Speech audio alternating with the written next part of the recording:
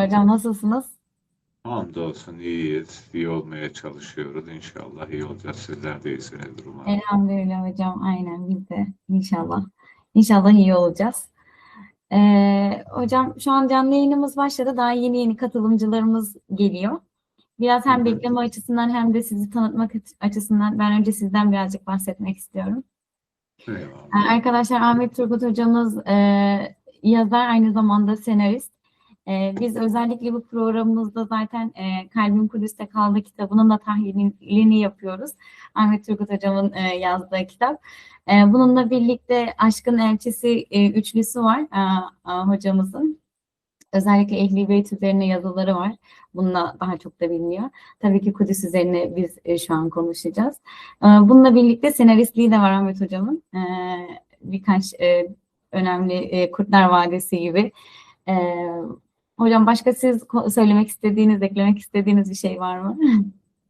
Yani Kurtlar Vadisi Filistin filminin de senaryo ekibindeydik. Kalemden yana ilk nasip Filistin konusunda. Kurtlar Vadisi Filistin filminin senaryo ekibinde yer almak olmuştu. Ondan bir 6-7 yıl sonra Kalbim Kudüs'te Kaldı romanıyla Türk Edebiyatı'ndaki ilk Gazze Kudüs romanı olmuştu.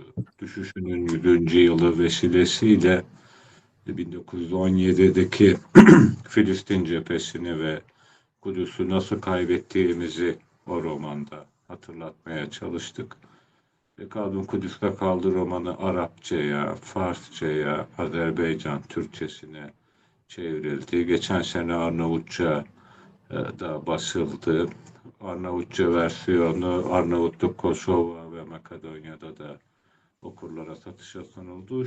Geç 2-3 hafta kadar önce Azerbaycan, estağfurullah, Özbekistan'dan da romanın tercümesi için bir teklif geldi. Sanırım bir yıl içerisinde Özbekistan'da da okurlarla buluşacak. Pakistan diline Urduca'ya da çevriliyor şu an. Arapça, Farsça, Azerice, Özbekçe, Arnavutça ve inşallah Urduca olarak e, okurların istifadesinde bir şekilde hani Kudüs'ten yana kalem nöbetimizi inşallah şahidi olur Ruzi Mahşer'de bir şeyler yapmaya çalışıyoruz Kudüs'le ilgili 10 yıldır. Değişik vesilelerle okullarda, ekranlarda, üniversitelerde, liselerde, konferans salonlarında, imza günlerinde Gazze'mizi, Kudüs'ümüzü yad etmeye çalışıyoruz. İnşallah bundan sonra da başkaca projelerle, içeriklerle Gazze ve Kudüs'ü hasreten insanlarımıza hatırlatmaya çalışacağız. Bugün de sizler vesile oldunuz. İnşallah bu yayın vesilesiyle Kudüs için gönüllere değmeye çalışacağız. Rabbim kelimelerin kalbine hikmetini lütfetsin inşallah. Amin. Allah razı olsun hocam. Hocam bu arada biz sizinle Kudüs'te tanışmıştık. Siz Kudüs rehberliği yapıyordunuz 2020'de, 2020 Şubat'ta öyle tanışmıştık. Yani gerçekten çok güzel bir turdu. Tabii 7 Ekim öncesiydi. Ben geçenlerde de 7 Ekim'den sonra da gittiğim için birazcık aradaki farkı görüyordum. Ama Allah'ım inşallah Fethin'de de beraber gitmeyi nasip eylesin inşallah. O yüzden şu anki program benim için biraz daha özel oluyor gerçekten. Kusura bakmayın biraz lisanı lisan edersem. Yavaştan başlayalım hocam isterseniz. Şimdi şöyle ben konu başlığımızı Kudüs kimin diye seçtim. Hani bunu birazcık aslında dediğim gibi rehberliğinizden kaynaklı, bir de tabii kitaptan da kaynaklı. Benim için hani bu biraz daha şöyle bir mevzu gibi geliyor. Hani Kudüs kimin, yani hem Yahudiler açısından hem Hristiyanlar açısından hem de Müslümanlar bizim açımızdan hani bunu nereye koymalıyız anlamında biraz daha. Ya da hani şu şekilde mi bakmalıyız mesela olaya? Hazreti Musa'ya, yani Hazreti Musa önderliğinde Kudüs Yahudilere vaat edildi. Ondan sonra Hazreti İsa döneminde İsa ile birlikte Kudüs Hristiyanlara ait oldu. Sonra da Hazreti Peygamber Efendimiz sallallahu aleyhi ve sellem miraca çıkması ve Hazreti Ömer'in Kudüs'ü ile Kudüs Müslümanları mı oldu? Yani olaya böyle mi bakmalıyız diyerek ben soruyu sorayım. Devamını size bırakayım hocam. Eyvallah ablacığım. Hani Kudüs kimin sorusuna ansiklopedik cevaplar ararken sıkça karşılaştığımız bir cevap. Hani üç dinin kutsalı ifadesi sıklıkla zikrediliyor. Üç dinden kasıt ehli kitap, Kur'an ümmeti yani bizler, ahir zaman ümmeti, Rabbimizin indindeki tek dinin müntesipleri olarak Müslümanlar kastediliyor. Yine o hani meşhur üç dinin kutsalı Kudüs ifadesi eski ehli kitap olarak e, Hristiyanları, Yahudileri de kapsayıcı bir ifade. Bunu geleneksel ifadeler üzerinden, geleneksel bakışlarla takip ettiğimizde şunu görüyoruz ki üç dinin müntesipleri de değişik vesilelerle Kudüs için birbirleriyle mücadele ettiler. Birbirlerinin canını da yaktılar. Hani Haçlılar Kudüs'e girdikleri zaman Müslümanlar kadar Yahudileri de kesmişlerdi. Kendi tarihçileri övünerek anlatıyor. Atlarımız diz kapaklarına kadar kan içerisindeydi. İşte onlar Tapınak Tepesi olarak adlandırıyorlar. Mescid-i Aksa'ya girdiklerinde şövalyeler atlarının toynaklarına değin kan deryası içerisinde hareket etmiş. Bu esnada Mescid-i Aksa'ya sığınan Müslümanları ve Yahudileri topluca katletmişler. Bunu övgüyle anlatıyorlar. Güncelimiz ya da 20. asır Yahudiler ve Hristiyanların ittifak halinde Müslümanlara zulmedişinin şahidi.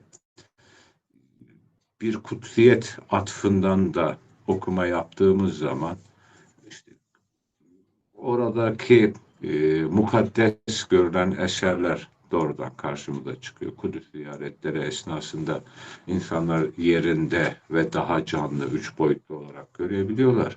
Hani bir Kıyam Kilisesi vardır. Kemame Kilisesi olarak zikredilir. Bina olarak Hristiyanların elindeki en kutsal yapı. Yani Hristiyanlık açısından alternatifsiz bir bina. Kıyam Kilisesi. Hristiyan bakış Golgota Tepesi olarak adlandırıyor o mıntıkayı. Mevcut İncil'lerin anlatımına göre işte İsa Aleyhisselam orada çarmıha gerilmiş. Yine mevcut Hristiyan bakış, mitolojik anlatım işte İsa orada öldü, orada dirildi, orada göğe çekildi diyor. Yani Hristiyanlığın mevcut Katolik, Ortodoks, Protestan düşüncelerin, inançların şekillenmiş olduğu tüm değerler o tepe üzerinde yaşanmış ve o tepe üzerine kondurulmuş bir kilise. Hristiyanlar dünyanın dört bir yerinden gelerek orada işte büyük ibadetlerini yapmaya çalışıyorlar. O kiliseye hakim olabilmek için kendi aralarında defaatle savaşlar yapmışlardı. Ortodokslar bölgeye hakim olduğunda Katolikleri o kiliseye sokmadılar. Bizans döneminden bahsediyoruz. Haçlılar yani Katolikler Kudüs'e hakim olduklarında Ortodoksları o binayı kullanmaktan mahrum etmişlerdi. Kıyam Kilisesi'ni tüm Hristiyan mezheplerin kullanımına açan Müslümanlar olmuştu. Özellikle Sultan Selahaddin döneminde var yazılan ilk nizamname, en son Osmanlı'da nihai haline alan Kemame Kilisesi nizamnamesi hala yürürlükte olan bir son vesika Hristiyanların bir arada ibadet edebilmesinin önünü açan e, bir durum ve Kudüs'ü Hristiyanlık açısından özetleyen bir ifade ve burada şunun da altını çizelim. Mevcut Hristiyan bakış bizim Mescid-i Aksa arazisi olarak gördüğümüz yerle çok fazla ilgilenmiyor. Yani Yahudiler o araziyle 144 dönümlük Mescid-i Aksa arazisi Beyt-i Makdis'le ilgilenen daha çok Yahudiler. Hristiyanlar civardaki Zeytin Tepesi vesaire yerlerdeki İsa Aleyhisselam'a dair anıların çoğunlukta olduğu yerlerle ilgileniyorlar. Mevcut Hristiyan bakış Mescid-i Aksa arazisini ancak İsa Mesih döndükten sonra ilgi alanlarına gireceğini söylüyorlar.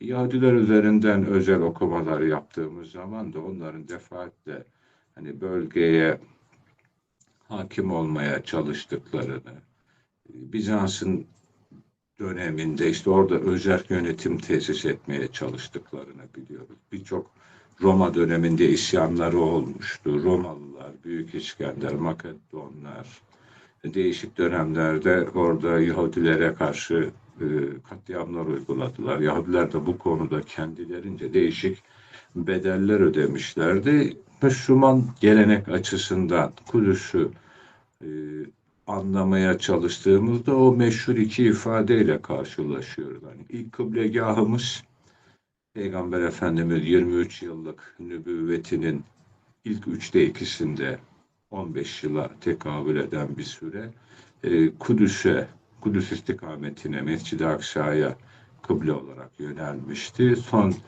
8 yılda baki kıblemiz olan Kabe'ye yönelmişti.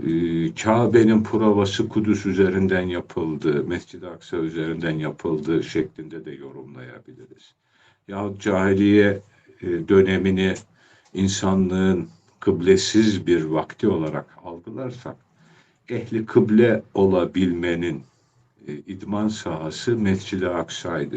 15 yıl Mescid-i Aksa üzerinden ehli kıble olabilmenin provasını yapan Ensar ve Muhacir, fetih öncesi süreçte son 8 yılda Kabe'ye yönelmişti. Bu ifadeler bizler açısından da hani bugün aslında bir ödev, ideal de sunabiliyor.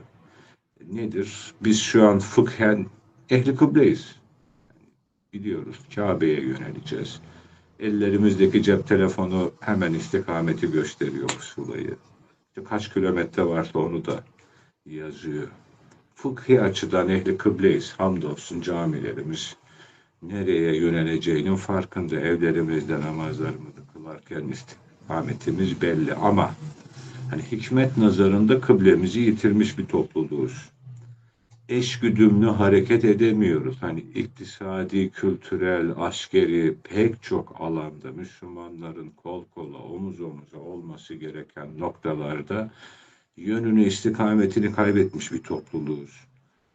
Hakiki anlamda, fıkhın da ötesinde, fıkıhla beraber çok daha derin mevzularda ehli kıble olmak istiyorsak 21. asır insanları olarak bizleri yan yana omuz omuza bir araya getirecek kıblemizin ilk provasını yapacağımız, rüştümüzü ilk ispatlamamız gereken yer yine Kudüs ve Mescid-i Aksa. Bu konuda bizleri bir araya getirebilecek en geniş kapsamlı, en meşru müşterek davamız Kudüs. Kudüs için bir araya gelemediğimiz takdirde bizim hani bir Arakan davasında, Doğu Türkistan için, Libya'da, Karabağ'da, Kıbrıs için başkaca sebeplerle Müslümanların idealindeki bir yerler için, bazı davalar için bir araya gelebilmemiz mümkün görünmüyor. Bu konuda en geniş ortak paydamız Kudüs eksenli. Bunu verimli kullansak da kullanmasak da potansiyel Kudüs eksenli. Yine Müslümanlar ve Kudüs'ün Müslümanlar açısından geleneksel ehemmiyeti başlığında ansiklopedic ikinci bilgimiz de nedir? Kudüs miracın beldesi. Kudüs ve Miraç ilişkisini peygamberler tarihi üzerinden okuduğumuz zaman hani ilk göğe yükseltilen nebi olarak İdris Aleyhisselam ismiyle karşılaşıyoruz. İlgili hadis-i şerifler, ilgili anlatımlar İdris Aleyhisselam'ın Kudüs'ten göğe yükseltildiğini, yüce bir makama çekildiğini anlatıyor. İsa Aleyhisselam'da bu durumun tekrarlandığını gördük. Mevzu alemlere rahmet Efendimiz olduğunda hicretten 2 yıl evvelinde Senetül Hüzün olarak tarih kitaplarına nakş olan o yıl Peygamber Efendimiz hani bizim güncel bakışımızla 3 aşamalı bir yolculuk yaşamıştı. Mekke'den Mescid-i Haram'dan Kudüs'te Mescid-i Aksa'ya yatay bir yolculuk yaptırılmıştı Efendimiz'e. İsra diyoruz buna genel anlamıyla gece yolculuğu. O yatay olarak zihinlerimizde beliren gece yolculuğunun son durağı Mescid-i Aksa'ydı ama Mescid-i Aksa başka bir yolculuğun ilk durağıydı. Nedir o? Düşey olarak kodladığımız urucu, yükselişi anlatır. Ve devamında biz Peygamber Efendimizin arştan, sema katlarından tekrar Mekke'ye indirildiğini biliyoruz. O da böyle, hani ben biraz mühendis kökenli olduğum için o meşhur 3-4-5 üçgenini çok severim, hipotenüsü. O hipotenüs olarak düşünebileceğimiz zihin dünyamızda bir geri dönüş yolculuğu var, döndürülüş yolculuğu. O 3 etaptan oluşan e, yolculuğu biz Miraç olarak algıladık. Recep aylarında Miraç kandili olarak yad etmeye çalışıyoruz. Bunun kendi içinde pek çok hikmetleri var. Hani Peygamber Efendimiz açısından hikmetleri, dönemin müminleri açısından bir hikmetti, bir imtihandı. İlerleyen nesiller, sonraki nesillere yönelik mesajlar barındırıyordu. Kendi güncelimizden yahut Efendimiz üzerinden hani ilk etapta bir kısa özet bir okumayla şunu gördük ki hicret arefesinde olan bu yolculuk, hani birkaç yıl sonra Efendimiz hicret edecek. İslamiyet artık fertlerden ziyade fertlerle birlikte bir toplumun dini, irfanı haline gelecek bir medeniyet oluşturulacak Medine'de. Peygamber Efendimiz o İsra yolculuğuyla Mekke'den Kudüs'e götürülerek eski ehli kitabın oluşturmuş olduğu o toplumsal medeniyet havzalarını ziyaret etmiş oldu Efendimiz. Kendisinin birkaç yıl sonra başlayacağı o benzeri e, projenin, adımın evvelki nebilerdeki karşılığını Efendimiz görmüş oldu. Devamında o yükseltilişin esnasında Peygamber Efendimizin nice nebilerle bir araya geldiğine dair hadis-i şeriflerden anlatımlarla karşılaşıyoruz. Tabi bunlar ümmeti Muhammed'de paylaşılan kısımlar. Peygamber Efendimizin bizlerle paylaşmadığı kendi özelinde olan mevzular da var. Onların her biri Resulullah'ın kendi hikmeti, irfanı, kemalatı açısından bir kıymeti var. Ümmeti Muhammed'in kendisine dönüp kendimiz üzerinden bir okuma yaptığımız zaman asgaride şu okumayla karşılaştık. Yükselişin merkezi Kudüs. Peygamber Efendimiz Mekke'den yükseltilmedi. Kudüs'ten yükseltildi. Evvelki nebiler de Kudüs'ten yükseltilmişti. Biz genel bir okuma yapıyoruz. Dünyaya bakıyoruz. Hani Müslümanlar olarak 50 küsur Müslüman ülke olarak bu dünyanın hani öksüzleri gibiyiz. Bu dünyanın ikinci, üçüncü sınıf vatandaşlarıyız. Bunu iki asırdır hani yoğun yaşıyoruz. Bu konuda da en çetin zamanlara denk düştük. Hani bir dönem artık tarihçiler ona orta çağ der, yeni çağ der. Biz hani daha çok Osmanlı eliyle de hatırlarız. Yeryüzüne nizam veren, yeryüzünün aklı olan, doğuya ve batıya bir şey öğretebilen, adaleti ve tevhidin mücadelesini verebilmiş, bir şekilde hani alnımızın akı olan, hani kitaba, sünnete, Resulullah'a, salihlere yaraşabilecek hallerimiz vardı ve dünyaya şekli biz veriyorduk. Ama bir şeyleri yanlış yaptık. 18. 19. asırlar gerilemenin, 20. asır tamamen tepe taklak gitmemizin, 21. asır zihin gönül dünyamızın darmadağın oluşunun şahidi. Dipteyiz. Yeniden bir yükseliş yaşamak istiyorsak ümmeti Muhammed olarak o yükseliş için temel coğrafyamız, o yükseliş arzumuz için bir şeyler ispatlamamız gereken temeller yine Kudüs. Kudüs üzerinden bir şeyler ortaya koyduğumuzda, Kudüs için bedeller ödediğimizde, Kudüs için zihin, gönül dünyamız, Allah'ım hani biz yeniden kitaba, Resulullah'a yaraşır hani kul, ümmet olmak istiyoruz. Buna dair bir azmimiz var derken bir vesileler silsilesi sunacaksak bunun merkez coğrafyası Kudüs. yükseliş yeniden Kudüs'ten başlayacak. Hani 1917'de Kudüs'ün düşüşüyle ilgili romanımız demiştik. Hani o 9 Aralık 1917'de biz Kudüs'ten çıktık. Biz derken hasreten hani Osmanlı Türkler olarak çıktık. Acı bir terk ediş hikayesi. Ama şudur sonuç, İzzet sancağımızı Aralık 1917'de yitirdik. Sancaklar düştükleri yerden ayağa kalkıyor. Yeniden Müslümanlar aziz olabilecekse ki olacağız, Allah'ın vaadi var.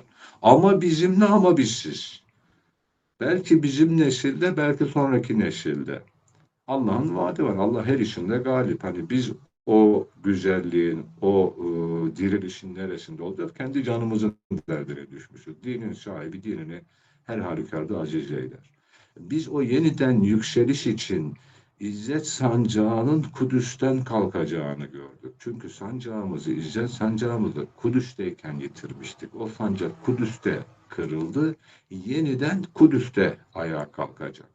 Hani değişik gelenekler üzerinde bu okumayı rahatlıkla yapabiliyoruz. Hani bir de tabii olayın hani hukuki versiyonları var. Çünkü Kudüs üzerinde iddialar birbiriyle çatışıyor. Siyonist diyor ki Tanrı bize 3000 yıl önce vaat etti. Yani onunla karşı argüman getiren bakıyorsun hani bir Amerikalı e, herhangi bir hani influencer, YouTuber, bir sanatçı, tamam da kardeşim diyor yani Tanrı 5000 yıl önce de bana Kaliforniya'yı vaat etti diyor Yahudilerin o tezine karşı. Yahut bir Kızılderili'nin diliyle ya kardeşim yani Kızılderililer de 2000 yıl önce Amerika'daydı. Şimdi biz Amerika'yı Kızılderililere mi terk edeceğiz? Şeklinde değişik argümanlarla hani Siyonistlerin o iddiasına cevaplar gelebiliyor. Ama biz hani daha böyle ne diyelim sosyal medyanın diliyle değil de zihin gönül dünyasına hitap edecek argümanlarla buraya cevaplar bulmamız lazım. Biz konferanslarımızda sürekli tekrar ettiğimiz bir husus. Kalbim Kudüs'te kaldı romanında da altını çizmiştik. Soru şuydu. Kudüs'ü fetheden ilk Müslüman kimdir? Ben bunu konferanslarda, üniversitelerde, liselerde soruyorum. Gelen popüler cevap Sultan Selahaddin yahut Yavuz Sultan Selim. Diyorum ki gençler Yavuz Sultan Selim Kudüs Fatihi değil. Yani Kudüs'ü ecnebiden almadı. Memlük'ten aldı. Memlük'ün adı da Et-Devlet-i Türkiye. Hani Türk, Sünni, adamın saltanatı Kahire'de, bizimkilerin saltanatı İstanbul'da payitaht. Tek farkımız bu kod olarak. Hani Yavuz Sultan Selim ezan okunan bir beldede ezanı devam ettirdi. Kudüs hizmeti, Kudüs görevi Memlük'ten Osmanlı'ya geçti. Yavuz Sultan Selim Han bir fatih değildir teknik anlamda. Yani popüler cevap bu kez Sultan Selahaddin'e dönüyor. Diyorum ki kesinlikle Sultan Selahaddin bir fatihtir. 88 yıllık bir işgale son vermiştir. Hani ihlasla, dirayetle, şuurla çalışmıştır. Öylesi bir emeğin meyvesi olarak yani Cenab-ı Allah ona fethi de bir Miraç Kandili günü nasip etti. 3 Ekim 1187 o yıl için Recep ayına Miraç Kandili'ne tekabül etmişti. Bir fatihtir ama Kudüs'ün ilk Müslüman fatihi değil. Hani böylesi bir izahtan sonra gençler hemen Hazreti Ömer'i hatırlıyorlar. İşte Resulullah'ın Hakk'a yürümesinden 6 yıl sonra 638 Hazreti Ömer dönemi Ebu Ubeyde bin Cerrah komutasındaki İslam ordusu Filistin'e gitmiş. Yani Ebu Ubeyde bin Cerrah ismi de Hamas'ın sözcüsü Ebu Ubeyde'nin isim babasıdır. Yani Hamas bu yüzden Ebu Ubeyde'yi bir isim babası olarak seçmişti. Başka isimler de dillendirebilirdi Hamas sözcüğü olarak. Ebu Ubeyde bin Cerrah komutasında Müslüman ashab, ensar, muhacir ve e, Efendimiz'e yetişmemiş olan dönem Müslümanları Kudüs'ü fethettiler. Onlar da fatihtir ama Kudüs'ün ilk Müslüman fatihleri değiller. Yani böylesi bir bilgi bazen insanlara enteresan geliyor. Abi diyorlar yani Hazreti Ömer'den önce kim fethetmiş olabilir? Hazreti Ebubekir dönemi hani 2,5 yıl orayla hiç ilgilenilmedi. Yani başkaca sorunlar var onlar halledildi. Yalancı peygamberler vesaire vesaire halloldu. Resulullah döneminde de bir fetih yok.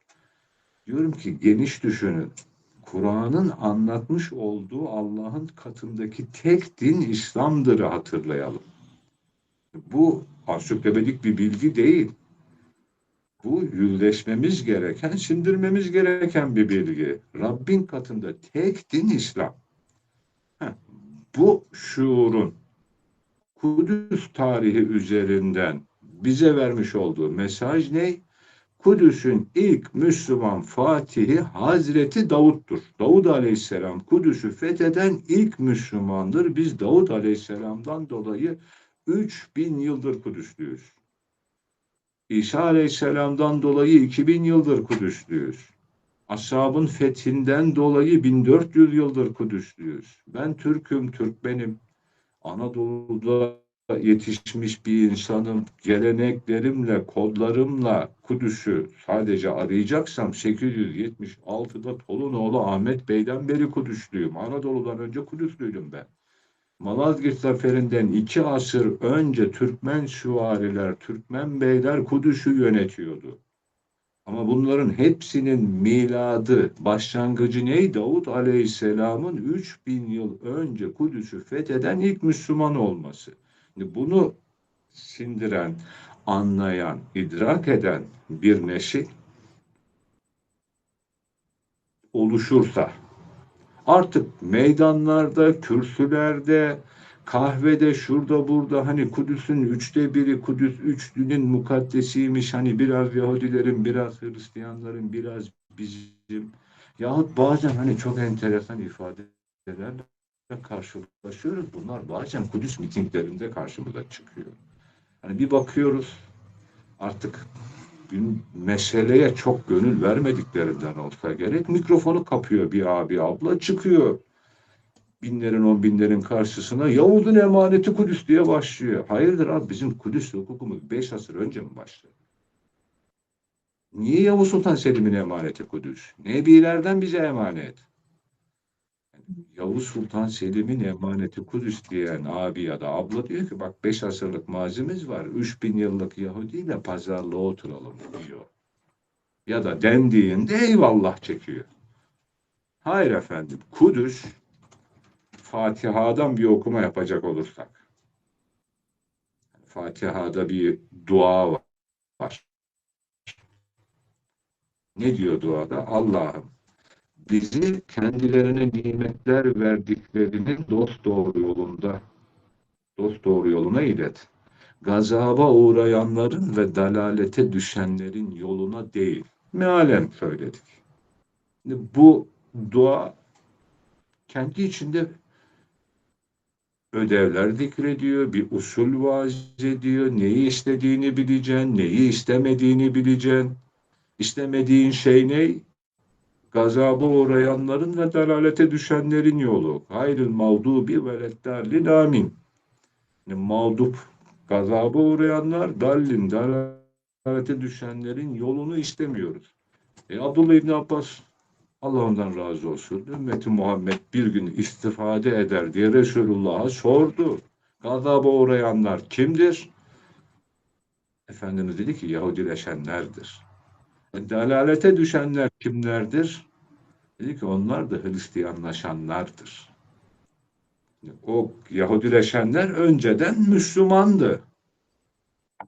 Davud Aleyhisselam'ın ümmeti olarak Müslümandı. Hazreti Musa'nın ümmeti olarak Müslümandı. Hazreti Süleyman'ın ümmeti olarak Müslümanlardı. Ama zamanla o Yahudilik denen bir belanın içine düştüler. Birileri İsa Aleyhisselam'ın ümmetiyken nimet verilenlerin dosdoğru yolundaydı. Müslümandı ama Hristiyanlaştı. Teslis inancına ilerledi vesaire vesaire düşüncelerle zihin, gönül dünyaları dağıldı. O Fatiha'daki dua da bize ısrarla bir şey öğretiyor. Siz Yahudileşenlerin ve Hristiyanlaşanların yolundan uzak duracaksınız. Uzak durmak isteyeceksiniz. Yani nereye yönelmek isteyeceksiniz? Nimet verilenlerin dosdoğru yoluna. Nimet verilenler kimlerdir? Merak ediyoruz. Yine Kur'an-ı Kerim izah ediyor Nisa suresinden. Altını çizeyim, ben inşaat mühendisiyim. Elim kalem tutuyor, roman yazıyorum. Kur'an okumayı seviyorum. Resulullah'ı okumayı, dinlemeyi seviyorum. Sevince o kendi vaazını zaten insanlara veriyor. Nisa suresi nimet verilenleri saymış. Nebiler, sıddıklar, şahitler, salihler. Şimdi o nimet verilenler, dosdoğru yol ehli ve onun karşısında hani ifrata tefrite düşmüş olan üç ekol Müslümanlar, Yahudileşenler ve Hristiyanlaşanlar, bu üç ekol aynı coğrafyada nesiller boyu mücadele etti diye sorsak, bu hangi şehir olabilir? Mekke'de böyle bir örnekte karşılaşmadık. Mekke'de müşrikler var. 3-5 de belki Yahudi vardır. Takip geçmediler. Medine'ye döndük. Epey bir Yahudi var. Ama Hristiyan bir gelenek yok. Hatta İslami bir gelenek de yok. Peygamber Efendimizle birlikte başladı. Geleneği olmayan ilk nesil olarak Resulullah'ta başladı. Hanifleri dahil etsek dahi Hristiyanlaşanlar yok. Üç geleneğin Müslüman, Hristiyan, Yahudi, üç törenin, üç bakışın uğrunda mücadele ettiği ve bunu asırlar boyu tekrarladığı yer Kudüs. Yani Fatiha'nın kalbidir Kudüs. İşte o kalp diyor ki bize akletmek isteyenlere Kudüs kimindir? Kudüs nimet verilenlerin dosdoğru yolunda yürüyenlerindir. Davud Aleyhisselam nimet verilenlerin yolundayken Kudüs vaat edilmiştir. Damarındaki kan Yahudilik Beni İsrail için değil. 876'da Kudüs'ü yöneten Tolunoğlu Ahmet Bey Buharalıdır, Türkmen Bey'idir. Nur içinde yatsın. 30 küsür yıl Kudüs'ü yönetti. Ondan sonra Akşitler geldi. Akşit adı üstünde belli işte, o da Türkmen. O gitti, Zengiler geldi. Selçuklular vardı. Eyyubiler vardı, Memlük vardı, Osmanlı vardı. Damarımdaki kan, dilimdeki Türkçe beni Kudüs'ün varisi yapabilir mi? Eğer ben nimet verilenlerin dosdoğru yoluna sıdk ile sarılırsam yapar. Ama Türk olduğum için Kudüs benim olmaz. Yahudiye de damarındaki kandan dolayı bir şey gelmez. Ama biz nimet verilenlerin dosdoğru yolunu ihya edersek, Davud Aleyhisselam'ın varisi, Süleyman Aleyhisselam'ın varisi, İsa Aleyhisselam'ın, Zekeriya Aleyhisselam'ın, Yahya Aleyhisselam'ın, o coğrafyada ismini bildiğimiz 15'ten fazla nebi var. Filistin, Beyt-i Makdis'te.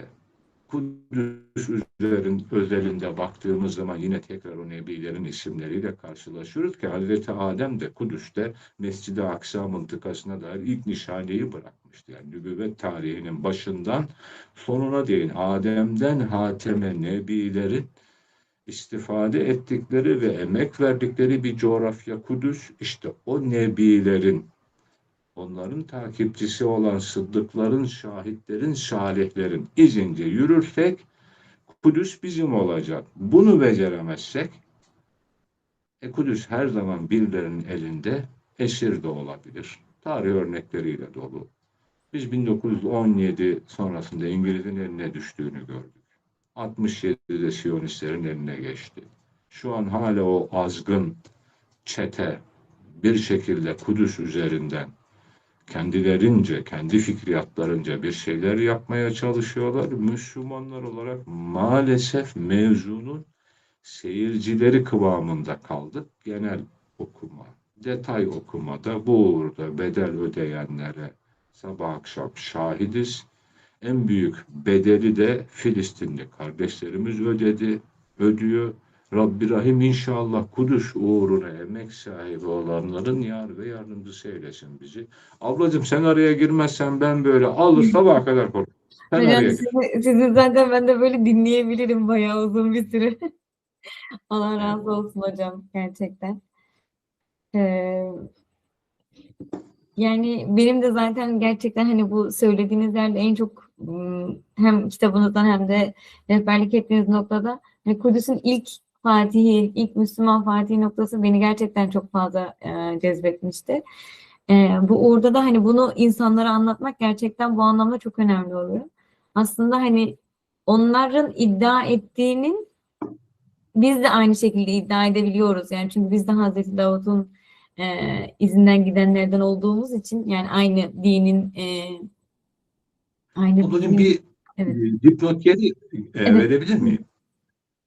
Hazreti Davud'a sadece Müslümanlar peygamber gözüyle bakar. Mesela konu Hazreti Musa olduğunda Yahudi, Hristiyan ve Müslüman Hazreti Musa'nın peygamberliğine iman etmiştir. Detayda bir şeyler için ihtilaf edebilirler. İsa Aleyhisselam'ın nübüvvetine Yahudiler hani inanmaz. O Yahudilere göre İsa Aleyhisselam haşa sahtekardı. Hani Müslümanlar nübüvvetine iman eder. Hristiyanlar belli şartlarla hani nebi der, bazen Tanrı'nın oğlu der vesaire. Ama konu Davud Aleyhisselam ve Süleyman Aleyhisselam olduğunda. Baba oğul Davud Süleyman Aleyhisselam. Yahudi ve Hristiyan geleneğe göre onlar sadece kraldır. King David, King Solomon. Ve onların anlatmış oldukları Kral Davud ve Kral Süleyman. Hani o karakterde onların anlatmış olduğu Davud Süleyman karakterinden bahsediyorum. Onların anlatmış olduğu Davut Süleyman karakterini hiç kimse kendi mahallesine muhtar bile yapmak istemez. Hani putperesttir. Hadi dini ne diyelim? Allah'la kendi arasında. Dedik kenara çekildik. Ahlaksız. Onların anlatmış olduğu Davut'la Süleyman çok ahlaksız. Yani iffet gibi dertleri yok. Evli kadınlarla bir aradalar. Başarıya ulaşmak için her şeyi yapabiliyorlar. Üçkağıtçılar onların anlatmış olduğu. Ama Kur'an-ı Kerim Davut ve Süleyman Aleyhisselam'ı hem melik yani devlet başkanı, yönetici hem nebi olarak anlatıyor. Onları şükreden kullar olarak zikrediyor. Örnek yönleriyle bizim için açıyor. Davut ve Süleyman Aleyhisselam'ın Müslümanlardan gayrı ümmeti yok. Yani Musa Aleyhisselam için belki Yahudilerin de bir ümmet olma iddiaları vardır. Ama dava Davut ve Süleyman olduğunda Yahudilerin biz Davud'un ümmetiyiz gibi bir iddiaları yok. Diyorlar ki King David büyük bir kralımızdı. King Solomon büyük bir kralımızdı deyip anlatıyorlar. Hani Yahudi, Hristiyan ya da özelde Yahudi bakıştan takip edecek olursak Yahudiler güya dindarlaşacakları zaman Davut ve Süleyman bahisleri açıyorlar. Abi siz ona peygamber gözüyle bile bakmıyorsunuz.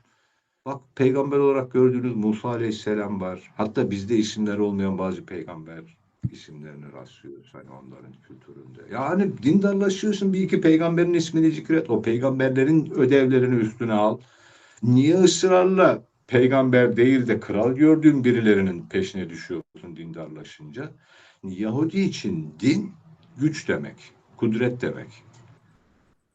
En güçlü olduğu dönem King David zamanı, King Solomon zamanı. Hani bunu etnik bir emperyalizm olarak düşünüyor. Dünyanın en güçlü devletine ulaştık diyor Davut Süleyman döneminde. Dindarlaşmayı güçlenmek olarak algıladığı için Kral Davut ve Kral Süleyman anlatıyor. Filistinli kardeşlerimiz yani özellikle bir asırdır o Siyonizm denen belayla iç içe yaşıyorlar. Onların kodlarını çözmüş durumdalar. Yani Filistinli kardeş eline taş alıp atarken aslında ne anlatıyor? O taşı atarak tankı devireceğine mi inanıyor Filistinli? Yahut hani tamamen zırhlar içerisindeki bir askeri araca tank atan Filistinli çocuk taşıyla tankı devireceğini, cemşeyi olacağını mı düşünüyor? Hayır. Diyor ki ben dünkü Davut gibiyim. Davud Aleyhisselam da hani Kur'an Davut ve Calut diyerek anlatıyor. Yahudi Hristiyan bakış Davut ve Golyat diyerek anlatıyor. 17-18 yaşındaki Davut zırhlar, demirler içerisindeki Golyat'ı yahut Calut'u bir sapanla devirmişti. Hani biz benzeri bir durumu böyle Fil suresinden biliriz ya. Hani fil en güçlü hayvan ama Ebabiller siccil atıp birer küçük taşla filleri devirmişti. O duyguyu karşılayan bir şey var burada. 17-18 yaşında savaşmayı bilmeyen bir genç sapanıyla dönemin şövalyesi, dönemin pehlivanı, zırhlar içerisindeki güç abidesi Golyat'ı devirdi. Filistin'de diyor ki ben bugün Davut'un varisiyim. Ben bu taşı atacağım. Bir gün atacağım, 2 gün atacağım, 10 yıl atacağım, 30 yıl atacağım, 40 yıl atacağım. O taş bir gün Golyat'ı alnından vurup indirecek. Yahudi bu mesajı gördükçe çıldırıyor. 3000 yıldır küfrettiği Golyat kıvamına gelmiş kendisi. Zırhlar, demirler içerisinde olan kendisi, savunma sisteminin adını bile çelik kubbe koymuş. Filistin'i de ona bir şey hatırlatıyor. Sen istediğin demir kubbenin, çelik kubbenin içerisine gir. Ben o taşı sana atacağım. O taşlar evrilecek bir gün, hani Sicil füzeleri de olup geliyor. Roketler oluyor, ev yapımı vesaire. O kubbeyi de deleceğim. Seni de alnından vuracağım. 7 Ekim 2023 bunun Siyonistlere gösterildiği bir gün olmuştu. Siyonistler bundan dolayı çıldırmıştı. Filistinli kardeşlerimiz o gün Yahudi askerleri öldürmekten ziyade esir almak için mücadele ettiler. Bundan dolayı da İsrail denen o işgalci rejim Hannibal protokolünü devreye soktu. Esir düşecek askerleri kendiniz vurun dedi. Yani esir sayısını azaltmak için kendi askerlerini kendileri vurdular. Çünkü ölmekten ziyade esir düşmeleri onlar için ayıp. Yani Yahudi mitolojiler açısından fecaat, ellerindeki Tevrat açısından büyük sıkıntı, ama Filistin'i de ısrarla bir şey yaptı. Çıktı tankın üzerine. Tankın içindeki Golyatları, o IDF denen Golyatları tek tek aldı, yerde toprakta sürdü. Dedi ki ben Davud'un varisiyim. Sen Golyat'ın evladısın. Davud'un evladı sen değilsin. Davud'un varisleri olarak Filistin'in ismi de bizimle, cismi de bizimle. Biz Fatiha'da o müjdelenen, nimet verilenler olarak Kudüs bizimdir demeye hakkı olan topluluğuz. Bunun mesajını verdi Gazze. Bunu sadece Yahudilere, Siyonistlere değil, yani dindaşlarına La ilahe illallah Muhammeden Resulullah ikrarını paylaştıkları insanlara da göstermek istediler. 2 milyar Müslüman bir şeyler anlamaya çalıştı. 8 milyarlık dünya bir şeyler anlamaya çalıştı. Nihayetinde alnı ak olan Gazze'liler. Bizler de üzerimize düşen hani mesajlarla yapabildiğimiz ve dahi yapamadığımız çoğunluk işle başka bir hesabın, mesajın içerisindeyiz ablacığım. Ben yine sözü alıp yürüyeceğim abla, sen araya gir. Hocam şöyle araya gireyim. Öncelikle bizim derslerimizde yoklama yapılıyor da onu bir hatırlatmasını yapayım. Gruba arkadaşlar yoklama atıldı. Oradan formları doldurmanızı rica ediyoruz. Ona dikkat edelim. Onun haricinde hocam devam edebiliriz. Ben sizi hiç bölmeyeyim isterseniz. Yani Kudüs'le alakalı birkaç tane soru var. İsterseniz oradan da devam edebiliriz. O konular üzerinden de Eyvallah. konuşabiliriz. Öyle yapalım. Tamam. Bildiğim Ee, yerden sorulursa cevap veririm. Bir arkadaşımız şey diye sormuş. Evangelik Hristiyanların bakış açısı ne diye sormuş, direkt bu şekilde sormuştum ama. Sorunun başını tam duyamadım ablacığım. Evangelik Hristiyanların bakış Evet. açısı. Eyvallah. Şimdi bu evangelizm denen ekol son 2 asrın daha çok e, Hristiyan fikir dünyasını etkilemiş hareketler. Daha çok Amerika'da hani oluştu.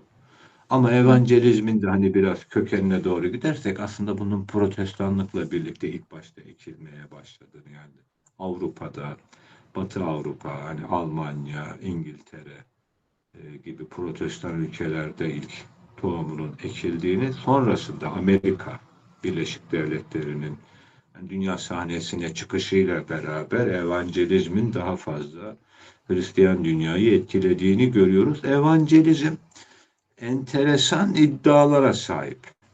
Hani sorsan evangelistler Hristiyan.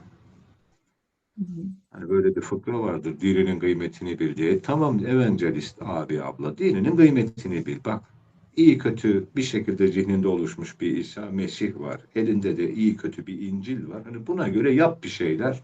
Katolikler de Ortodokslar da beğenmediklerini de ıslah eyle vesaire vesaire. Ama evangelizmin temel iddiasına bakıyoruz. Kendilerine Hristiyanlık olarak anlatırken sürekli Yahudiliği ön plana çıkarıyorlar. Diyorlar ki Tanrı Yahudileri seçti. Yahudilerin yanında hiçbirimizin esamesi okunamaz. Ne olacak? Diyorlar ki İsa Mesih, yani o milattan işte 20-30 yıl önce dünyaya geldi. Bir şeyler denedi. İnsanlığa bir şeyler öğretmek istiyordu. Ama Yahudiler İsa Mesih'e iman etmediği için Tanrı'nın krallığı kurulamadı. Ne olacak? İsa Mesih yeniden dönecek. Onların anlatımı. İsa Mesih yeniden döndüğünde Yahudiler ona iman edecek. Tanrı Yahudiler de artık iman etti diyerek o yüce krallığını kuracak. Bu teorinin, bu bakışın önemsediği şey doğrudan Yahudilik. Böyle fıkra gibi anlatılır. Hani İsa Aleyhisselam kan itibariyle Yahudiydi. Papazın biri de hani Hristiyanlara dikleniyor. Ya diyor siz diyor hepi topu bir tane Yahudiye tapıp duruyorsunuz. Sizin aslında bütün Yahudilere tapmanız lazım.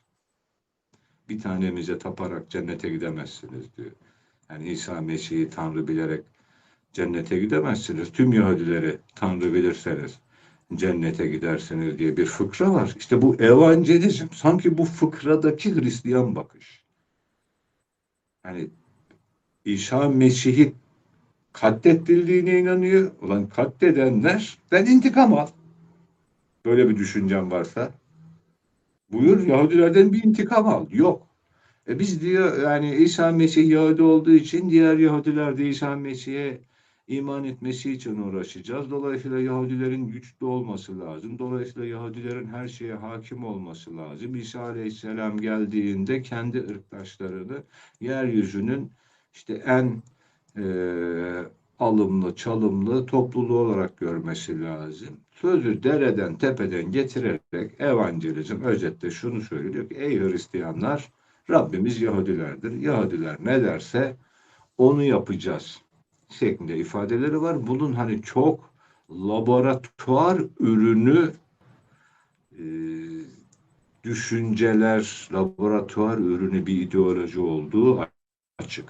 Yahudilik yani mevcut Hristiyan gücü arkasına alabilmek için bu şekilde evangelik söylemlere girişti. Tabii Yahudilerin hani her coğrafyaya, her geleneğe uygun değişik propaganda teknikleri var Siyonistlerin. Hocam geçenler Müslümanlara Ay, çok pardon hocam. Geçenlerde bir tane devlet hükümetten birisiydi, İsrail'den bir tanesi diye açıklama yaptı. Ya da tam hatırlamıyorum kişisini ama hani Hristiyanlar tek bir Yahudi yerine bütün Yahudilere ibadet etmesi gerekiyor ya da bütün Yahudileri tapınması gerekiyor şeklinde. Bunun direkt bir açıklamasını yaptılar zaten. Hatta biraz olay böyle oldu. bir, bunu biz önce böyle fıkra modunda dinlerdik. Meğer fıkraları uyduranlar bile bugünler için uydurmuş. Fıkrası dilden dile düştü. Artık bir emir, bir ödevmiş gibi Yahudiler, Hristiyanlar birbirlerini anlatmaya başladılar.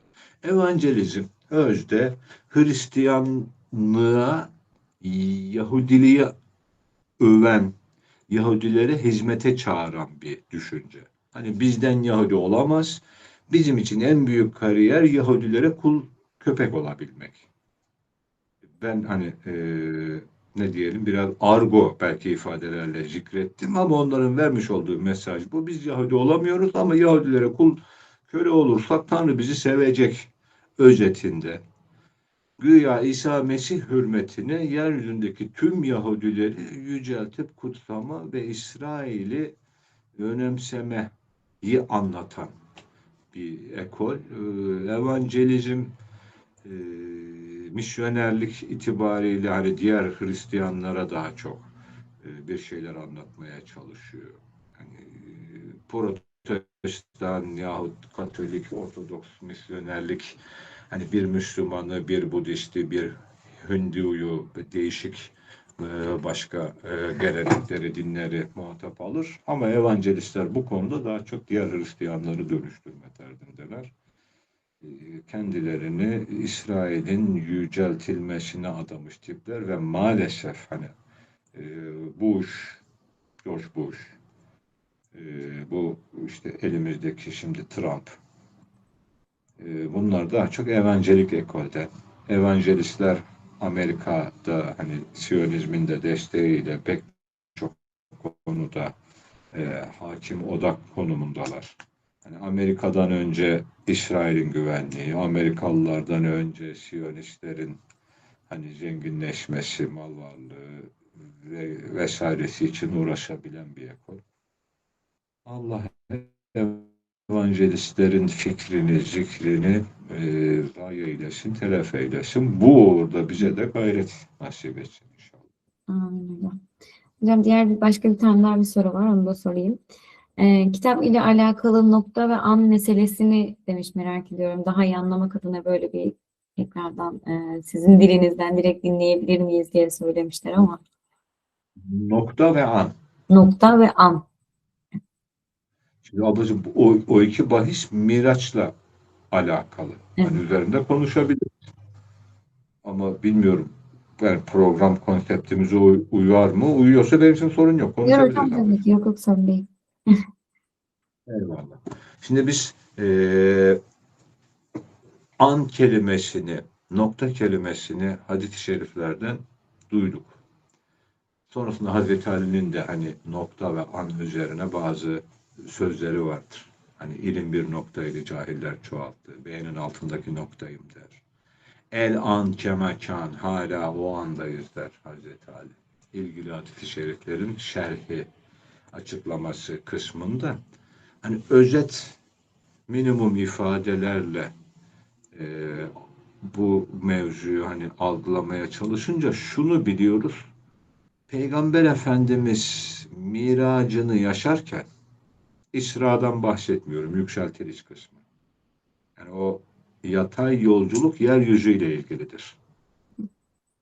Ama düşeydeki hani bizim sema katları boyunca diye algıladığımız şey böyle atmosferden çıkıp güneş sisteminden falanca galaksiye, Andromeda'ya gidiş geliş gibi değil. Orada bizim zihin dünyamız tökezlemeye başlıyor. Böylesi bir anlatımla karşılaşan bazı gençler yahut deistler, ateistler ya hani e, radyasyondan da mı etkilenmedi, nerede hava aldı, nerede oksijen aldı falan gibi kendilerince sorular soruyorlar. O düşey dediğimiz, düşey diye kodladığımız uruç kısmı zamanı ve mekanı aşkın bir tecrübe. Yani bunun işaretini yine Kur'an-ı Kerim'den alacağız. Hani İsra anlatılır, kulunu bir gece yarısı Mescid-i Haram'dan Mescid-i Aksa'ya götüren Rabbin Sübhan'dır der. Sübhan o aşkınlıkla ilgili. Cenab-ı Allah'ın zamandan ve mekandan münezzeh olduğunu anlatır. Rabbimiz zamandan ve mekandan münezzehtir. Dilediği kulunu, dilediği yarattığını, dilediğince zamanı ve mekanı aşkın ve içkin hale getirebilir. Hani biz yeryüzüne gelmeden önce ruhlarımız vardı. Mekanın içinde değildi. Sonra biz yeryüzüne geldik. Ruhumuz hani bedenimizde bizimle beraberse mekanı içki. Ama bir yönüyle de sanki mekanın dışında. Biz can bedenden ayrılınca ruh gene bir yerlerde. Hani Mars'a kalkıp gitmiyor. Kutup yıldızına gitmiyor. Zamanı mekanı aşkın hale geliyor Cenab-ı Allah'ın muradıyla. O Miraç dediğimiz hadise de zamanı ve mekanı aşkın bir tecrübe. Peygamber Efendimiz'e yaşatıldı. Peygamber Efendimiz o zamanı ve mekanı aşkın tecrübeden sonra tekrar zamanın ve mekanın içine alındı. Zamanın ve mekanın içine alınmasıyla da biz Mekke'ye döndürüldü dedik Efendimiz için. temel katlarından Mekke'ye döndürüldüğünü söyledi. Zamanı aşkın olunca evvelin ve ahirin şahididir Hazreti Muhammed Mustafa. Miraç'tan dolayı. Bakın, nübüvvetinden dolayı demiyoruz. Miraç'tan dolayı. Hani böyle bir kronoloji üzerinden takip edelim. Beşer olan Hazreti Muhammed. Hani Hazreti Abdullah'ın oğlu, Kasım'ın babası, beşer olan Hazreti Muhammed 610 miladi yılda nübüvveti ishar oldu. 620'de Miraç yaşayacak. Hani Miraç bir gecelik bir hadise. Gece boyu yaşanmış vesaire. Ama hani ifade ne döndüğünde yatağı soğumamıştı. Zaman içinde zaman yaşamış. Şimdi o 620 yılına kadar gördüğümüz 10 yıllık Nebi evvelin ve ahirin şahidi değil. Ama Miracın Nebisi, Miraç'ta zamanı aşkın tecrübenin içerisindeyken evvelin ve ahirin şahidi oldu. Şahit ifadesini Kur'an-ı Kerim Peygamber Efendimiz için defaatle kullanır. Yani onun için şahitler şahidi diyebileceğimiz ifadelerle karşılaşıyoruz. Ümmet olarak da biz şahitmişiz. Bizden birileri de bir şeylere şahit olabilirmiş, Kur'an-ı Kerim anlatıyor. Efendimiz atam Adem'den önce nebiydim dedi. Nebiymişim demedi. Yani Cebrail Aleyhisselam'dan gelen bilgi üzerine Adem'den evvel nebiymişim diyebilirdi. Ama kendi şahitliğinden dolayı Adem'den evvel nebiydim dedi. Ahir zamanla ilgili bir şeyler söyledi Peygamber Efendimiz. Ahir zaman alametleri. Bazen hani hocalarımız, televaizler, değişik bağlamlarda itirazlarda bulunuyor. Diyor ki beşer geleceği bilemez. Allah bildirmezse bilemez.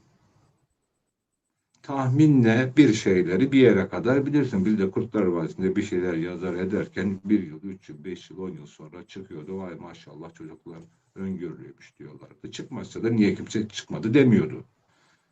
Hani bir şeylerin öngörüsü olur da 1000 yılın, 2000 yılın, 3000 yılın öngörüsü biraz zor olur.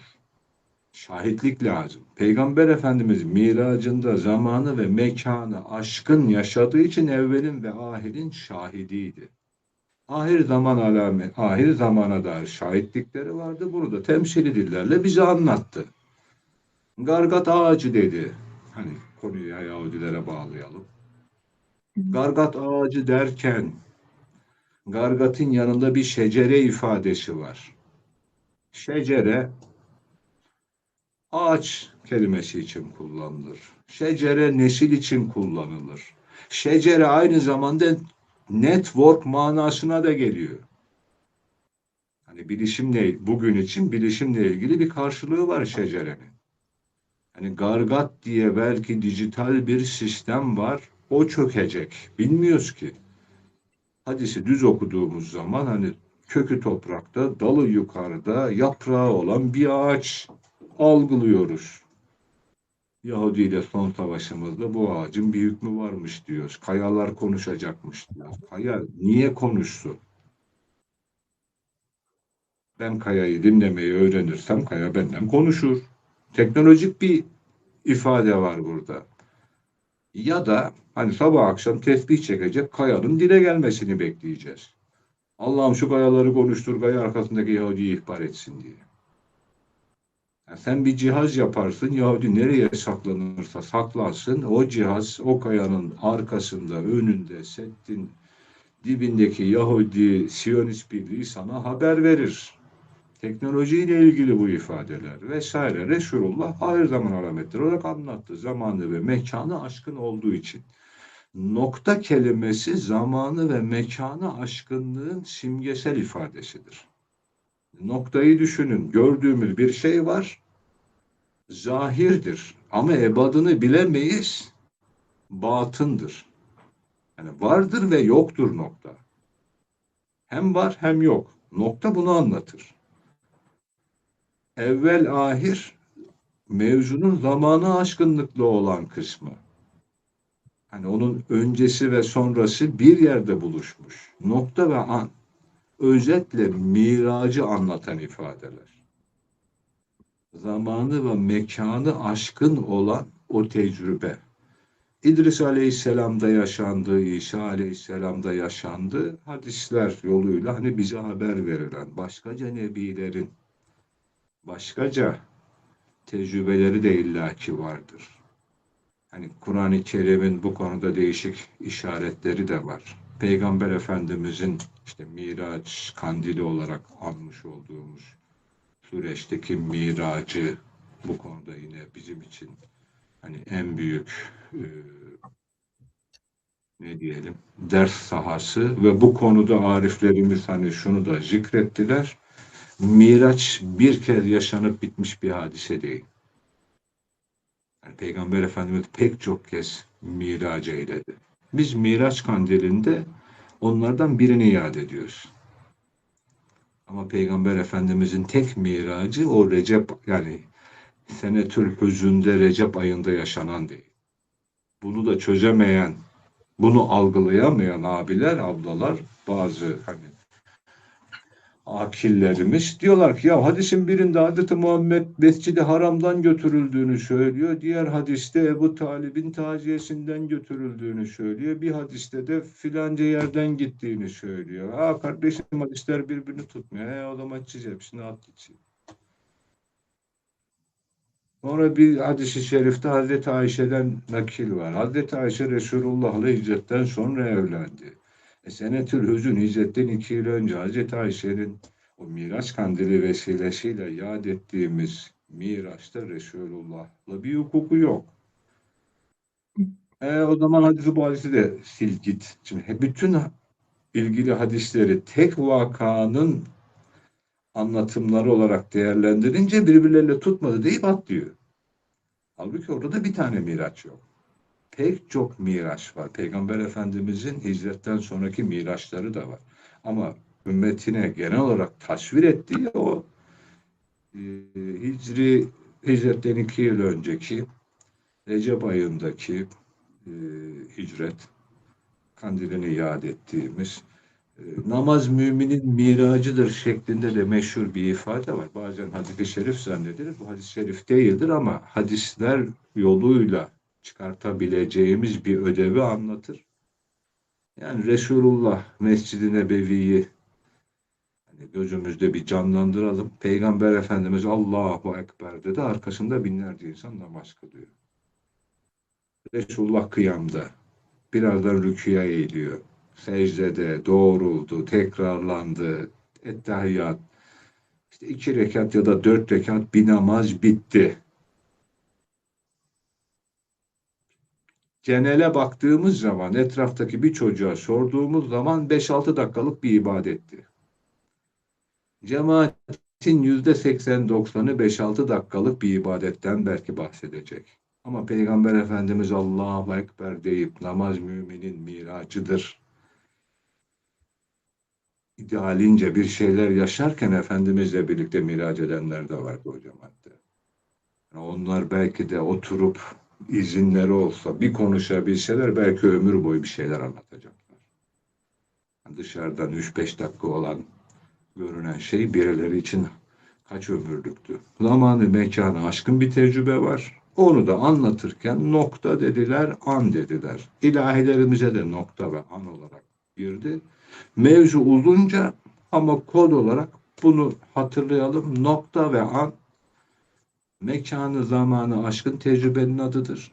Ve ille de miracın işaretleridir. Anladım. Teşekkür ederiz güzel bu anlatım için.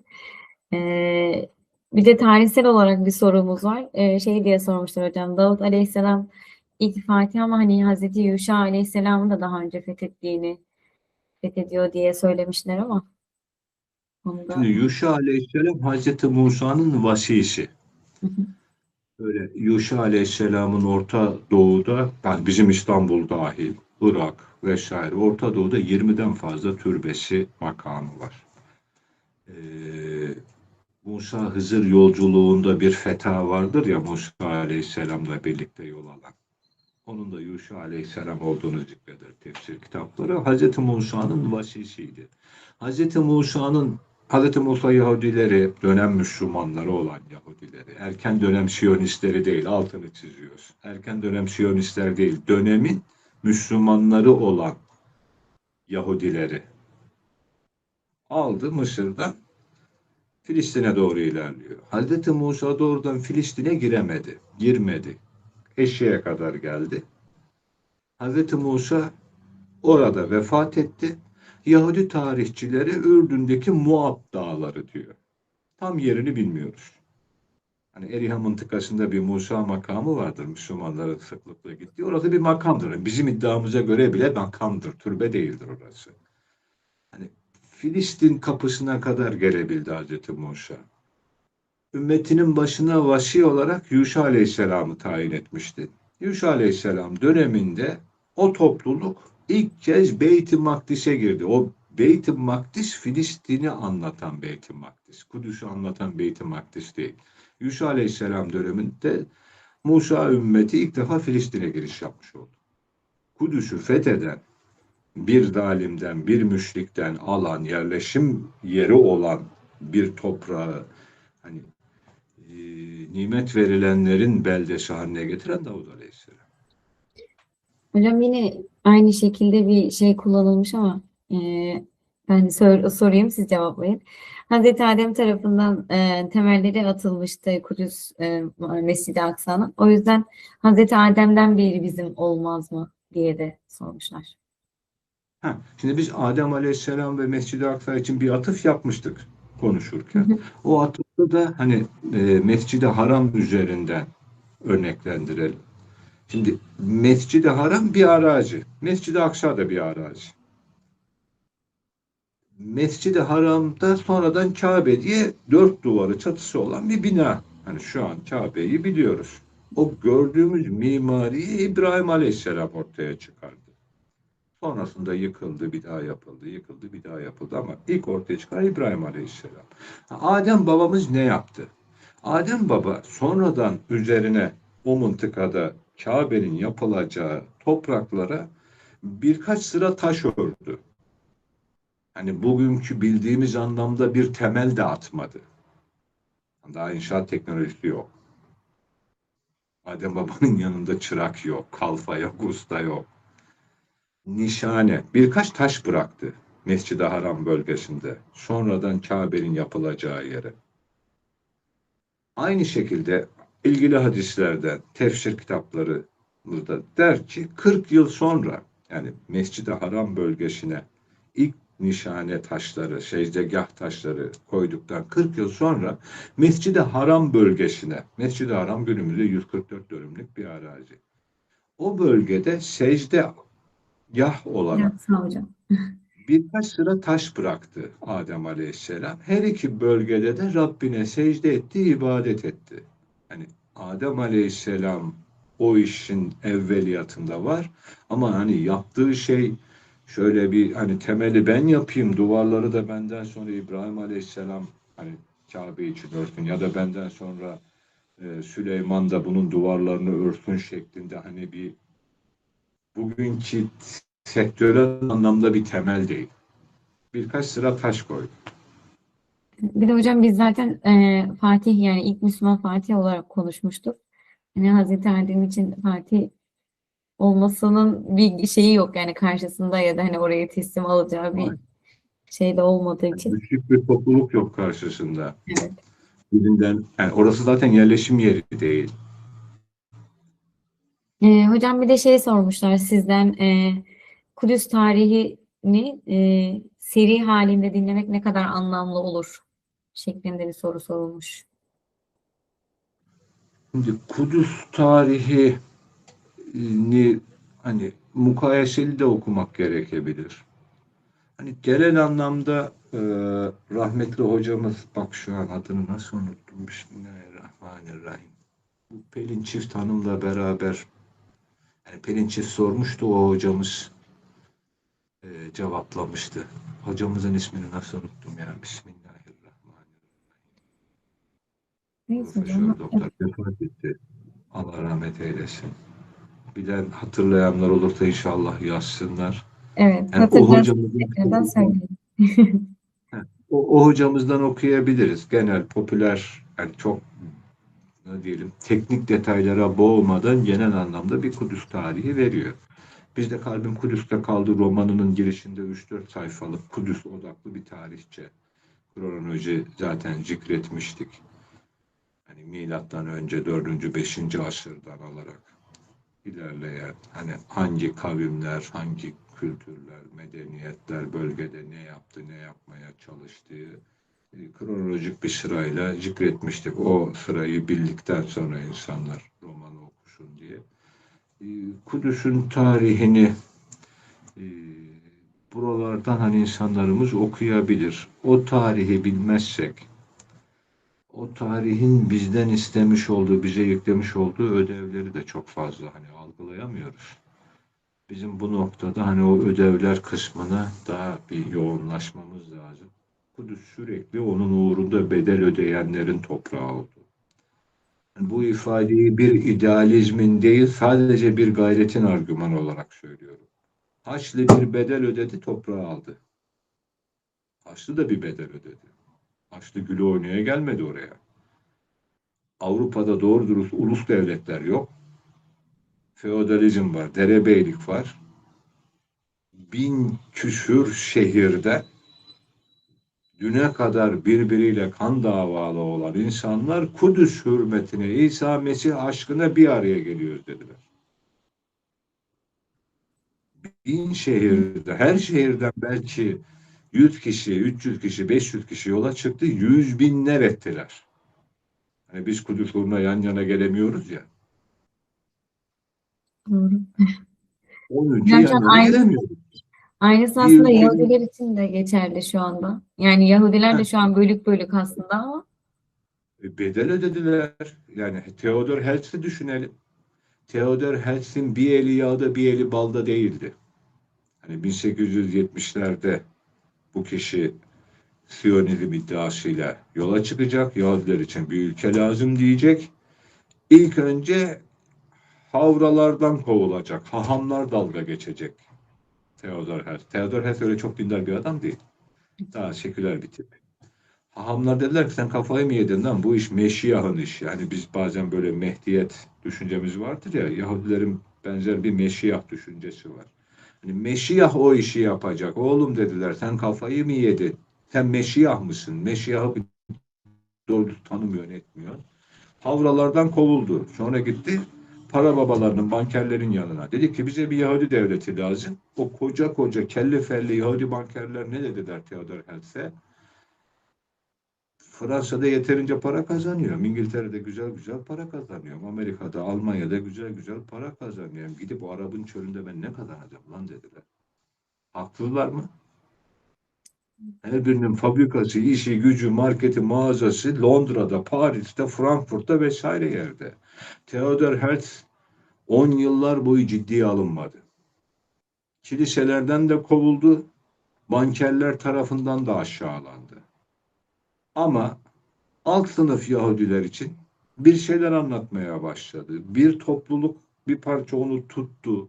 Theodor Herzl kendi batıl davasında bir takım tohumlar attı. Kendi sağlığında da sonucunu göremedi. O öldü. Avusturya'da gömdüler. Aradan yarım asır geçti. Filistinlilerin, Müslümanların Nekbe olarak hatırladıkları o 1948-49 katliam süreci vardır ya. Filistin'deki Müslüman nüfusun 2/3'ü ya öldürüldü ya sürüldü. Muazzam bir bedel ödediler. Savaşın nihayetinde Siyonistler kazandı.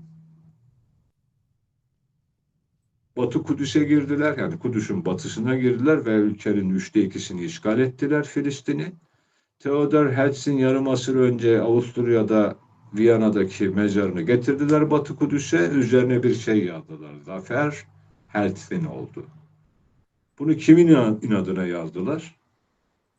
İşte o gün için 100 yıl önce, 70-80 yıl önce Theodor Herzl'e dalga geçen hahamlara söylediler bunu. Bankerlere söylediler. Yahut Sultan Abdülhamit Theodor Herzl'i kovmuştu. Sultan Abdülhamid'e söylediler. İşte Müslümanlara söyledi. Theodor Herzl de muazzam bedeller ödedi. Rûz-i Mahşer'de hesap kitap görülürken ben, siz, bizi izleyen birileri çıkıp diyeceğiz ki Allah'ım, kendimizce bir gayretimiz vardı, yanıma yoldaş bulamadım. Destek bulamadım. Yani pek çok reel gerekçe sunacağız. O sırada belki Theodor Herzl şahit olarak karşımıza dikilecek Cenab-ı Allah tarafından. Theodor Herzl diyecek ki ben, davam batıldı. Kitabım da tahrifti. Buna rağmen bir şeyler yaptım. Meyveyi ben göremedim. Benden 70 yıl sonra neler neler oldu. Hanginiz benim kadar bedel ödedi? Yahut Haçlı şövalyeleri huzura alındığında batıl bir kitabın hurafe bir dinin müntesipleri olarak ey Allah, biz batıl bir dinin müntesipleri olarak elimizde müşterek bir kitap metni yokken Kudüs uğruna 1000 şehirden bir araya geldik. Bizi 50 ülkeden bir araya gelen Müslümanlarla bir mi tutacaksın ya Rab demeyecekler mi? Herkes Kudüs uğruna bir bedel ödedi. Allah da bedel ödeyenlerin en azından yeryüzündeyken hedeflerine ulaşmalarını engellemedi. Hani sünnetullah'tır. Emek, gayret, sonuç ilişkisi. Romanda bir iki kez tekrarlanan cümleydi. Kafir var, münafık var, fasık var. Ama üvey kul diye bir şey yok. Allah'ın üvey kulu yok. Allah çalışana veriyor. Davası batıl, kendisi ahlaksız, şerefsiz, zalim dahi olsa gayret ediyorsa dünyada sonucunu alıyor. Haçlılar, Siyonistler kendi zamanlarında bunun örnekleriydiler. Bu örneği ehliyetli, liyakatlı, hak, adalet, tevhid e, ölçeğinde sağlayan ecdadımız da var, Müslümanlar da var. Onlar da bizim aleyhimize bir gün şahit olacaklar maazallah. Biz kendimize çeki düzen vermezsek. İnşallah. Hocam bu yönde o zaman neler yapabileceğimize dair de bir soru gelmiş. Özellikle hani bu konuda yani gençlerin, yani bence bunu gençlere şey yaparak söylememiz birazcık haksızlık olacağını düşünüyorum ama soru bu şekilde gelmiş. Gençlerin büyük bir kısmı Kudüs konusundan çok uzak. Hatta yeri zaman zaman çok abartıldığını da düşünüyor. Hani onlara nasıl ulaşabiliriz tarzında. Siz de malum bu konuda gerçekten liselerde falan çok fazla ders verdiğiniz için, e, eğitimde verdiğiniz için size de soralım dedik. Bir bir dava, bir ideal, bir şuur sadece kuru kuru sözle tekrar etmiyor. Şimdi şu an biz Kudüs konusunda, Mescid-i Aksa konusunda bir şeyler öğrenmeyi talep eden insanlar olarak bir araya geldik. Bilmiyorum 50 kişi miyiz, 100 kişi miyiz, 1000 kişi miyiz? Şu Ama an 110 kişiyiz hocam, evet. böylesi bir niyeti, arzusu olan insanlar olarak bir araya geldik. Bir vaazla karşılıklı fikir alışverişinde bulunabiliyoruz. Ama herkes doğrudan bu arzuda, bu coşkuda değil. Onlara ulaşabilmenin yolu şu vaazı tekrar etmek. Ne bileyim, TRT'de 20 kanalda aynı anda yayınlasak, alternatifsiz tek şey olarak şu konuşmayı. Belki 100 kişiye değil 100 bin kişiye ulaştık ama ülkenin hani 50 milyon genci var. Çoğu kapatacak. Kuru vaaz istemiyorlar. Adam sanatla uğraşacak. Sanatla ona e, yaklaşabilirsin. Hani bunun romanı lazım. Bunun filmi lazım, dizisi lazım. Yani kitabın da etkisi bir yere kadar. Film, roman çok daha geniş kitlelere değebiliyor. Dönemimizin iletişim, etkileşim argümanlarını, araçlarının hepsini kullanmamız lazım. 1960'larda, 70'lerde dünyada bir sosyalizm rüzgarı vardı. Kaç kişi Das Kapital okuyup ya komünist oldu? Bir kişi, iki kişi. Ama yüz binler, milyonlar komünist oluyordu. Neyle komünist oluyordu? Devrim marşları dinliyorlardı. Yani olayın sanatından etkileniyorlardı. Sanattan etkilenip bir ara sosyalist, komünist olduklarına karar veriyorlardı. Sonra da ya bizim muhakkak bir kitabımız vardır herhalde deyip açıp Das Kapital'i okuyorlardı. Şimdi bizim de gençlere öncelikle sanat yoluyla e, bazen eğlendirerek yani bir hikayeyle İstanbul'da geçebilecek bir hikayeyi Kudüs dizisi olarak, filmi olarak yapmamız gerekebilir. Hani size doğrudan Kudüs'ü anlatıyoruz gibi bir derdimiz yok.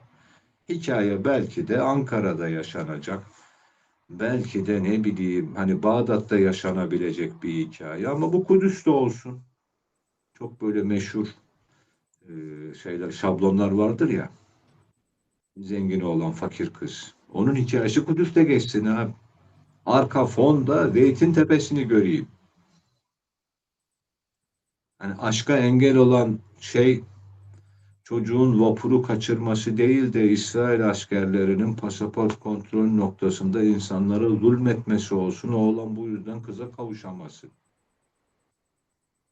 Öyle çok doğrudan tebliğ içerikli bir sahneden bahsetmiyor. Evet.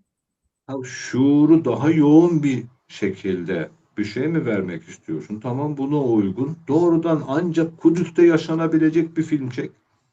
Onu da yap. Biz ikisini de yapmıyoruz. Ha, şu an yapay zeka, değişik teknolojiler vesaireler var. O bölgede bulunmadan bir şeyler yapabilme. Ya da çizgi film, hani çizgi film için illa gidip Kudüs'te çekim yapmaya gerek yok. Değişik teknolojileri, etkileşim, iletişim yöntemlerini gençlerimiz için özellikle kullanmamız şart. Bu konuda maalesef yetişkinler e, ödevlerimizi yerine getirmedik. Bazı çalışmalar var. İnşallah Rabbim önünü açsın, bereketlendirsin diye. Öncü çalışmaların da arkası gelirse o kendi içinde tekrar edecektir. Yahudiler, Siyonistler, evangelistler bu tarz dertlerini daha çok filmlerle anlatıyorlar. Hocam bir tane Matrix diye bir film var ya bizim. Matrix. Hı hı, evet. Matrix. Matrix izlediniz değil mi? Evet. Oradaki Neo karakteri Mesih'tir. Hı. Yani o filmi oturup bir saat konuşsak o film tamamen evangelizmi ve Siyonistlerin muradını anlatır. Ama o kelimeleri hayatta kullanmaz. Hani ben demin bir örnek verdim ya hani vapuru kaçırıp sevgilisine yetişemeyen çocuk yerine pasaport kontrol noktasında Siyonist asker yüzünden şunu yapamadı diye. Yani o tadda bir mesaj bombardımanı var Matrix'te. Evet. O tamamen evangelizm ve Siyonizm propagandasıyla dolu Matrix. Yani şu an zaten bu kadar yoğun bir şekilde üç dine aittir deme diyen insanların olmasının sebebi de bu kadar yoğun propaganda altında kalmamızdan dolayı. Kesinlikle. Hani Cahit Zarifoğlu nur içinde yatsın üstad demişti ki biz gönüllerimizdeki Kudüs'ü kaybettik. Gönüllerdeki Kudüs'ü kaybedince coğrafik Kudüs elden gitti. Bizim gönüllerdeki Kudüs'ümüze dönmemiz lazım. Karşı tarafın bir propagandası var, doğrudur. Hani herkes o kendisine göre olanı yapıyor zaten. Hani köpeğe niye ısırdın denmez. Hani bizim oturup Kudüs'ümüzü anlatmamız lazım. Kudüs'ümüzü unutmamamız lazım. Hani öz eleştiri kabilinden asırları, nesilleri içeren bir öz eleştiri sorusu sorayım. Ablacığım. Dergahlarımızda çay ilahisi var mı? Var. Çayla macimiz iki nesil. Çay ilahileri var. Allah razı olsun. Bir tane Kudüs kelimesi geçen ilahimiz var mı herhangi bir dergahta? 1000 yıldır Müslümanız. Genel anlamda. 1200 yıldır Müslümanız Türkler olarak ve bunun yaklaşık 9-10 asrında Kudüs'ü yönettik. Bir tane Kudüs ilahimiz yok.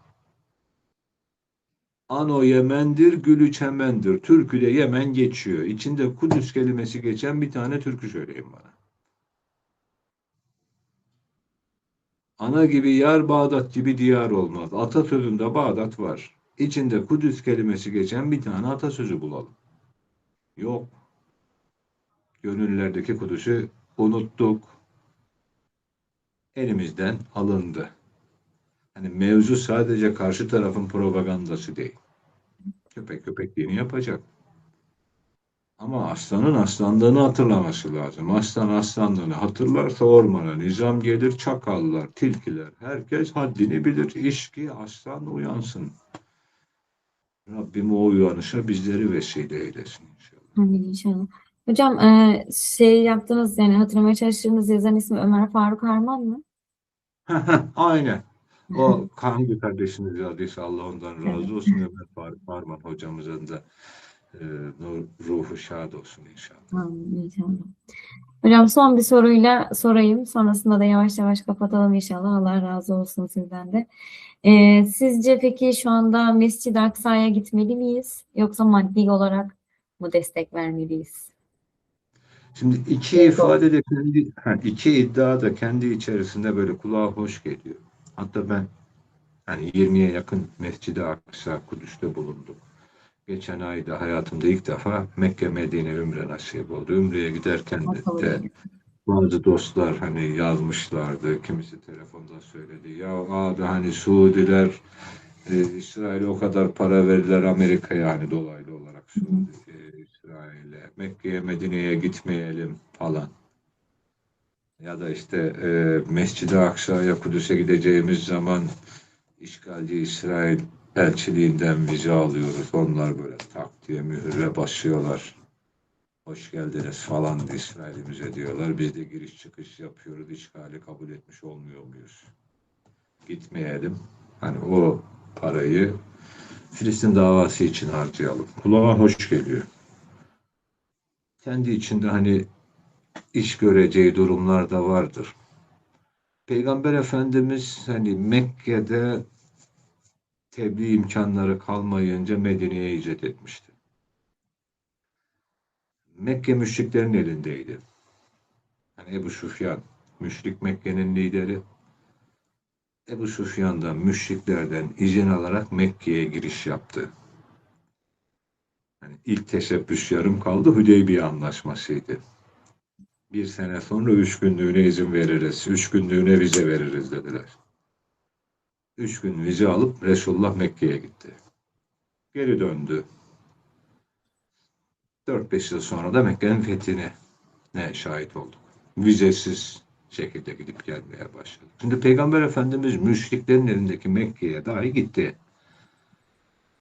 O bölgelerle ayağımızı kesmek, gönül bağımızı kesmenin başka handikapları var. Ben o açıdan hani konu Mekke, Medine'de olsa, Kudüs'te olsa e, göz görmeyince gönül mutmain olmuyor. Oraların gidilip görülmesinden, hani görülüp yaşanmasından tarafım. Ben işim, imkanlarım hani o yönde olduğu için insanlara Kudüs'ü anlatabilmek için 20 kez gittim. Hani 20 kez gidilmesin. Bir kez git, 2 kez git, 3 kez git. Aynı şey belki Ümre için de tekrarlanır bilmiyorum ama gidilip görülmesi lazım oraları. Biz tamamen ayağımızı kesersek biz kendi hani kalbi, gönül anlamında bazı nasiplerimizden olacağız. O bölgenin hani Mescid-i Aksa'nın diğer Müslümanlar tarafından unutulduğu imajını Siyonist'e de vermemek lazım. Hani illa bir hani cihat üzerinden de okumak istiyorsak aklımız, kalbimiz burada ey Siyonist Mescid-i Aksa'da şimdi senden vize alıp geldim ama bir gün vizesiz de geleceğim. Ben unutmadım burayı. Sen ne kadar zulmedersen zulmet, aklım, kalbim, gönlüm Kudüs'te. Bu imajı bırakmak lazım ki genel olarak hani benim tanıştığım Filistinli kardeşlerimiz de bunu söylüyorlar. Kudüs'ü gelin, Kudüs'ü ziyaret edin, Mescid-i Aksa'da bulunun. Siz Mescid-i Aksa'da bulunduğunuz zaman, sizi Mescid-i Aksa'da Kudüs'te gördüğümüz zaman umudumuz tazeleniyor diyen pek çok Filistinli kardeşimle tanıştım. Ama sizi Kudüs'te gördüğümüz zaman ya bunlar keşke buraya harcayacakları parayı gönderselerdi de hani karnımız doysaydı diyen bir tane Filistinli görmedim. Bana denk gelmedi. O yüzden kardeşlerimden ricam Kudüs'ü görsünler. Görmenin de ötesinde inşallah yaşasınlar.